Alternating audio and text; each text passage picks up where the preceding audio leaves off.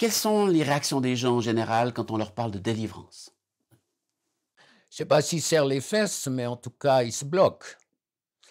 I Je les comprends parce que moi, je l'ai vécu. Comme je l'ai dit, tout à l'heure, quand on m'a dit que j'avais besoin de délivrance, moi, j'ai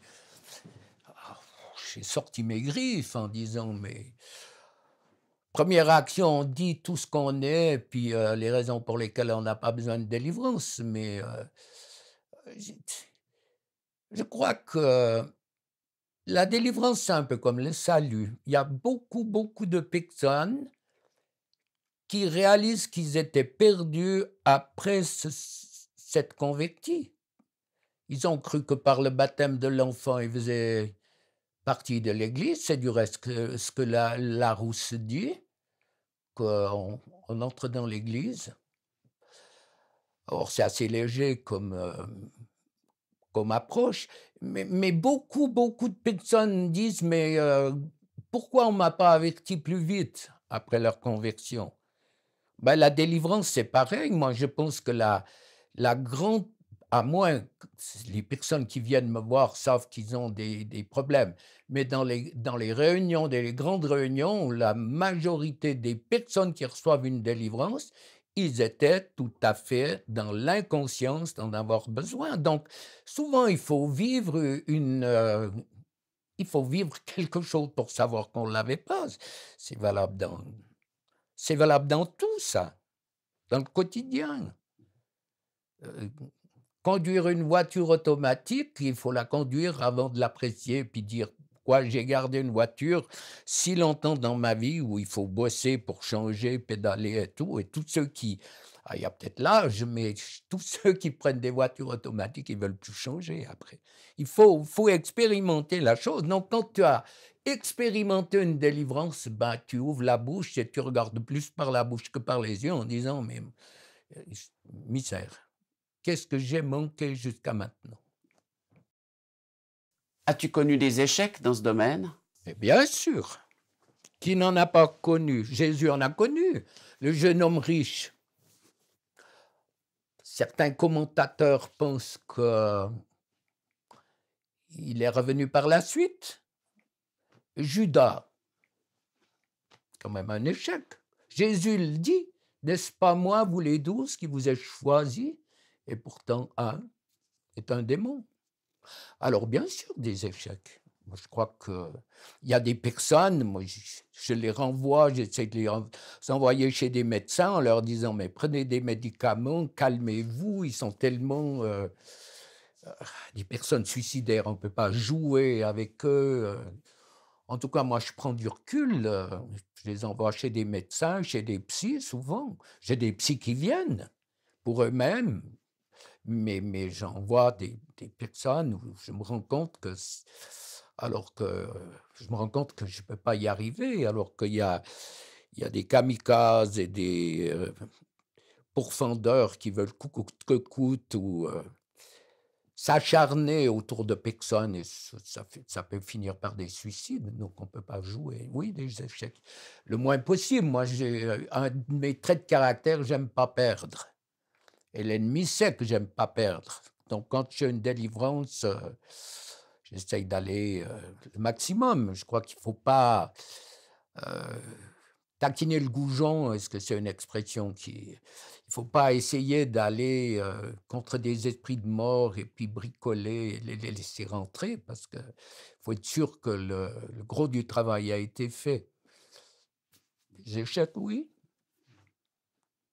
Donc si on n'en avait pas, on serait rempli d'orgueil et de ça remet en place. Peux-tu nous parler de 2 ou 3 glorieuses délivrances puissantes? Oh, il y en a beaucoup, qu'est-ce que je vais dire? J'ai fait allusion à certaines, mais, moi, c'est pas tellement la forme, heu, la manifestation, parce que la manifestation, s'il y a beaucoup de manifestations, ça ne veut pas dire qu'il y a beaucoup. Souvent, la personne elle-même, je pense qu'un Nordique, réagit moins qu'un quelqu'un du Sud. le sang des Mexicains est différent de celui des Russes, j'imagine. Mais moi, c'est quand un couple se remet ensemble alors qu'il était à 2 doigts du ou qu'ils faisaient chambre, qu'ils étaient séparés et puis qu'apparemment il y avait plus d'espoir. Pour moi, un couple qui se remet ensemble et puis que tu revois quelques années après où Dieu a fait des miracles, pour moi, c'est fabuleux. Ou cet homme qui a été à la Légion pendant une quinzaine d'années, qui est un buveur et qui a instantanément été délivré de l'alcool et qui, depuis 3 ans, tient. Tellement de choses. C'est vrai qu'il y en a des spectaculaires. J'ai une jeune femme qui m'a sauté dessus comme un fauve, c'est le cas de le dire, parce qu'elle était tellement griffée, lacérée par l'automutilation qu'on aurait dit qu'elle avait été dans une cage avec d'autres chats sauvages pour essayer de les dresser. Alors elle m'a sauté dessus. C'était l'inexpérience parce que je priais les yeux fermés. Il faut toujours regarder la personne pour qui on prie parce que les esprits se manifestent au travers de la manifestation de la personne. On détecte déjà ou décèle tel ou tel esprit. Donc, elle m'a volé dessus, elle m'a fait un vol plané depuis le canapé jusque là-bas sur plusieurs mètres et essayait de me serrer à la gorge, déchirer ma Bible. Mais c'était une erreur de jeunesse qui fait transpirer un peu plus. Qu'est-ce que je peux dire? Oui, des gens qui ont voulu venir me tuer en Belgique, il y avait une sorcière avec un pistolet, ils l'ont touchée, ou en Afrique avec des couteaux. Bon, ça, c'est à un autre niveau, mais il y a toutes sortes de choses. L'essentiel, c'est que les vies, elles changent. Quelle doit être l'attitude de la personne qui reçoit la prière? Ah bah, il y a quand même quelques conditions, heu, en général, quelqu'un qui va chez son coiffeur, il aime qu'il ait les cheveux plus ou moins propres. Je me rappelle, ma coiffeuse, elle m'avait dit une fois, c'était tellement sale qu'elle avait voulu laver la tête au bonhomme et qu'il avait pas voulu, donc elle l'a renvoyé tellement c'était deg. Donc il y a être humble, confesser, c'est pas facile. Moi, des fois, j'ai dit aux personnes: «Mais je vous admire, je vous félicite», c'est pas facile de livrer sa vie. Dès le moment où tu parles à quelqu'un, tu es à découvert. Est-ce qu'il parlera? Est-ce qu'il veut parler? Il veut pas parler? Tu plus, hein, parce que quand même, l'ennemi essaye de nous enfermer dans nos problèmes. Donc tant qu'on est dans une tour d'ivoire où on tourne avec nos problèmes, alors, c'est clair qu'on s'enfonce toujours plus, hein. Il faut, oui, qu'elle confesse, qu'elle réponde un peu à nos problèmes, donc il y a manière de poser des questions. Souvent je sais parce que le Saint-Esprit me le montre que la femme, elle s'est fait avorter, donc je poserai jamais la question tout de go: «Est-ce que vous vous êtes fait avorter?» à moins que dans la prière son ventre à la hauteur de la matrice ait un mouvement de 10 à 20 centimètres. Donc il y a la preuve, là, elle dira tout de suite qu'elle souffre, donc elle dit oui tout de suite. Mais j'essaye, par des questions de tourner et puis de poser des questions, jusqu'au moment où elle va me dire: «Oui, je me suis fait avorter». Alors, je ne jugerai jamais qui que ce soit. Donc des brebis qui viennent, ne pas les juger, être assuré que Dieu a pardonné et qu'elles se sont pardonnées, hein. Parce que souvent elles me disent: «Oui, oui, c'est réglé, c'est géré», puis tu commences à prier et puis le bouchon saute, elle commence à pleurer, elle reste, quand tu pries, il aurait 20 ans, il aurait 25 ans ou elle aurait 25 ans, ils seraient mariés, je serais grand-mère. Là, c'est les chutes d'eau, cette femme, elle s'effondre. Souvent, c'est le mari qui a forcé, donc elle y est pour rien. Alors on on essaye de va pas dire tranquilliser, mais sécuriser en disant que Dieu a pardonné et puis que de toute façon elle le reverra et puis aussi peut-être, c'est une hypothèse peut-être qu'il ne se ou elle ne se serait pas convertie et puis, Dieu utilise ça. On sait que l'enfant, moi je le crois, qui meurt comme ça, il va aller vers le Seigneur. Et surtout aider la personne à sortir de son deuil et je pense à une femme que j'ai vue dernièrement, c'est indirect avec l'avortement, mais elle a sa fille à Paris qui s'est suicidée quand elle avait 18 ans et 15 ans après, elle était dans un état lamentable, une loque, les médecins se faisaient du souci pour elle et en priant, je l'ai conduite à sortir de son deuil et lui dire, elle n'est pas croyante cette femme, mais quand on est parti de chez elle, elle était rayonnante, elle avait compris, elle m'avait laissé prier. Moi, je crois que Dieu veut faire son œuvre dans cette femme. On traîne des casseroles, c'est affreux de dire ça, mais on traîne des cadavres qui puent et heu, la mort, les pensées de mort qui viennent par l'avortement, souvent, en partant de l'avortement, on arrive à trouver une racine qui amène toutes sortes de choses, voire de maladies chez les personnes et on sait que le non-pardon, l'amertume, il y a 2 ou 3 choses, diminuent fortement les capacités, du corps, anti-immune. De Ça fonctionne beaucoup moins. Alors, ça vaut la peine de creuser un tout petit peu pour que tout ce qui est immunitaire en nous puisse fonctionner normalement. Donc le non-pardon enlève ce quota, la haine, l'amertume, la colère aussi et ça vaut la peine d'y travailler. Dans certains milieux, on dit qu'il faut toujours jeûner pour recevoir la délivrance. Quelle est ton approche? Oh, il y a même ceux qui me demandent de jeûner moi-même, mais moi je dis: «Non, j'aime trop bien manger». Ma cabine le prouve. J'aime trop bien manger, d'autant plus que j'ai une femme qui est excellente cuisinière. Non, si vous voulez jeûner, vous le pouvez. Mais, je pense que dans la pensée de Jésus, le jeûne, pour cet esprit qui n'a pas voulu sortir, dont il parle, il dit: «Cette sorte ne sort que par le jeûne et la prière». Hem, Qu'est-ce qui fait sortir? Est-ce que c'est le jeûne qui fait sortir l'esprit?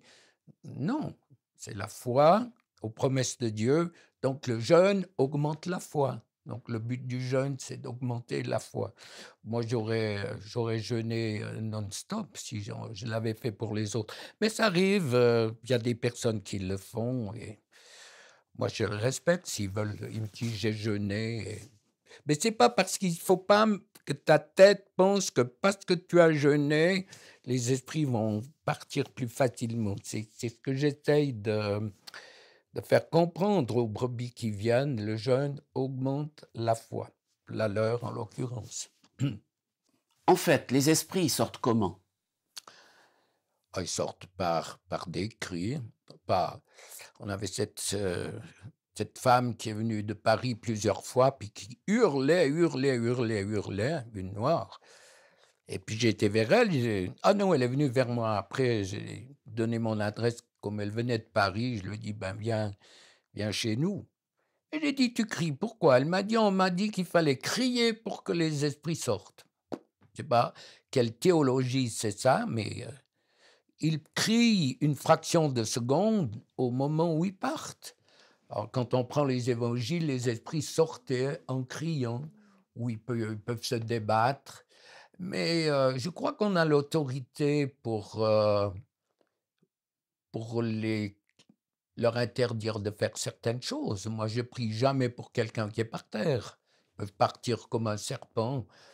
Eh ben, on leur dit: «Tu te lèves et tu t'assieds». Je crois qu'en prenant l'autorité déjà comme ça, on gagne déjà un bon bout dans la bataille. Et ou bien il y a des personnes qui font toujours les mêmes manifestations et à un moment donné, il faut dire: «Mais change ta manière de faire, fais autre chose». Puis pouf, là, l'esprit part. Alors on voit pas toujours quand l'esprit part. il y a des personnes qui n'ont qu'une manifestation, puis d'autres qui en ont. Ma femme, elle en a très peu, ma fille en a beaucoup. Donc, j'ai été au parfum, comme on dit, et j'ai pas pu en faire une doctrine en disant, «Il faut crier» ou «Il faut faire ci, il faut faire ça». Alors c'est très subtil, les battements de paupières, les bâillements, les rots, toute forme de musique avant, tout ce qui peut, heu, c'est un signe de quelque chose qui part et encourager les gens à faire partir ces esprits, en respirant profondément. Esprit en grec et en hébreu, c'est souffle, donc les souffler dehors. Surtout pas prier, surtout pas en langue. On ne peut pas prier. Si on prie, on donne. Alors, si on veut recevoir, il faut se taire. Mais je pense que les gens qui ont tellement peur qu'ils prient: «Jésus, au secours, aide-moi». Alors, voilà, tout ce qu'on peut faire. Des signes et puis, des grands bâillements. Les pleurs aussi peuvent être un signe de délivrance. Mais le signe le plus grand, c'est le mieux-être après. Comment on peut être sûr que c'est parti? Comment on sait que le dentiste a fait son boulot? Ou que ta voiture va bien? C'est que le mécano a fait du bon travail et puis elle va bien. Et puis le dentiste a fait du bon boulot parce que tu as plus mal au dos. Comment on sait que l'esprit est parti? Ben, c'est qu'on n'a plus ce qu'il, manifestait avant, des angoisses, des cauchemars, des peurs, des phobies. C'est fini, on l'a plus. On est paisible, on n'a plus de cauchemars, on n'a plus d'angoisse, donc c'est un crescendo, hein, c'est un processus, la délivrance. Tu as déjà prié pour des gens qui ont le secret. Comment ça se passe pour eux? Oh bon, bien sûr, de nombreux. Bah, il faut qu'ils brûlent leurs formules ou se défaire de ce qu'on leur a appris à répéter, demander pardon pour, souvent l'avoir fait par ignorance. On peut l'hériter, hein. Comment on a un pouvoir, on peut l'hériter, on peut le demander, on peut le rechercher, c'est la même chose. Mais, se défaire, demander pardon de l'avoir fait par ignorance, souvent, et puis, s'adresser à l'ennemi pour lui dire de partir et puis ensuite on fait une prière de délivrance.